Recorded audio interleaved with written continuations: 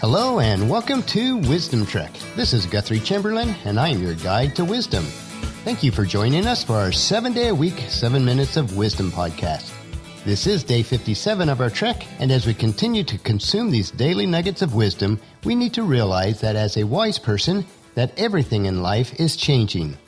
We need to be able to accept and manage change proactively, not try to stop life from changing, for that is impossible. Instead, let us embrace and then guide the changes in our lives so that it will allow us to leave a living legacy each day. Today we will look at why change is the only real constant in our lives. We are recording our podcast from our studios at the Big House in Marietta, Ohio. Today Paula and I drove about an hour north of here to Cambridge, Ohio, to go to church and have dinner with my dad. We try to get up to see him at least every other month. It is a blessing to share a time worshiping with and visiting Dad. He continues to provide good and godly counsel to our lives. We're always grateful that we have this strong heritage in our family, which we can trace back many generations. I realize not everyone has had these blessings. So let's move on up the trail as we venture out today. As we trek through each day, we need to understand that we will never be in the exact same situation with these conditions. We need to make the most of every moment and never lose this opportunity that we have right now. As the Quaker missionary Eton Gerlet put it, I shall pass this way once. Any good that I can do, any kindness that I can show to any human being, let me do it now. Let me not defer nor neglect it, for I shall not pass this way again. Certainly some powerful thoughts to ponder as we start today. Change is the only constant in life, a quote that is attributed to the pre-Socratic Greek philosopher Heraclitus of Ephesus around 500 BC. The same philosopher illustrated the point about change being ever present by saying no man steps into the same river twice. An ever-flowing river is there and even has a name, yet the water in it keeps changing so that from one second to the next it is really a different river. As I reflect on the times that we were able to spend with my dad, I see that throughout my parents' life, although they would have liked things to stay the same, they embraced the changes in life. It just brought to my mind how my mom wanted to drive positive change in the local public education system. So she ran for and was elected to the school board for several terms. Another example was when my mom was in her late 50s. She trained and became an EMT for the local rescue squad after she felt helpless when an elderly friend of hers died when she was with him. Dad was always learning and changing throughout his work away from the farm and to grow better apples, while maintaining their convictions to grow them organically. This was very tough at times, but they embraced this change. I believe observing their lives was an example to welcome and even embrace this change. As I consider why it is relatively easy for me to accept change, I ask myself why people are so afraid, so resistant to the inevitable changes in their lives. We expect night to change today, seasons to change, our children to grow taller and older. We expect to grow older, watch our children marry, possibly retire someday from our jobs, and then play with our grandchildren. We all face changes every day, whether it's the simple change of the weather, our schedule, or we choose what to eat each day. We each deal with change in different ways, and change affects each of us differently as well. For the most part, we're generally left to deal with the daily ebbs and flows of life and be contented with the small changes that we see and make every day. However, sometimes there are changes that jump out of nowhere and totally shakes us to our core. These can be big job changes, marriage, illness, the birth of a child, a recent empty nest, or even something major like a death of a loved one, all of which have a different magnitude on how they impact our lives. No matter the change we experience, how we embrace that change will forever impact how we're able to live with that change. Just as my parents were a catalyst for accepting change in my life, as adults, we need to model ways of handling change that will be absorbed by the children and the youth around us. When we shape or adapt our own problem-solving behaviors and coping strategies, we show others how to be flexible and adaptive in positive approach in getting through these life-changing events.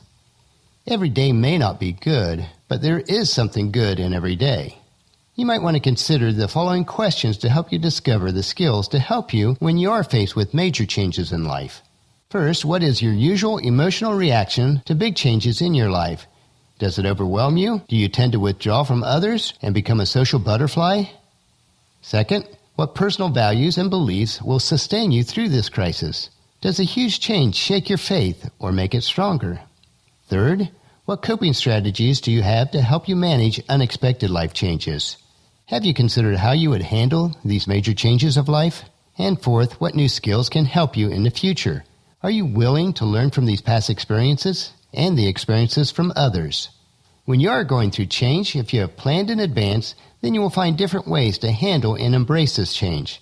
Now, personally, I turn to my faith and find inner strength which the Lord has graced me with. I turn to His Word for comfort and peace and wisdom. But no matter where you turn and how you cope with change, you must find a way to deal with these changes of life.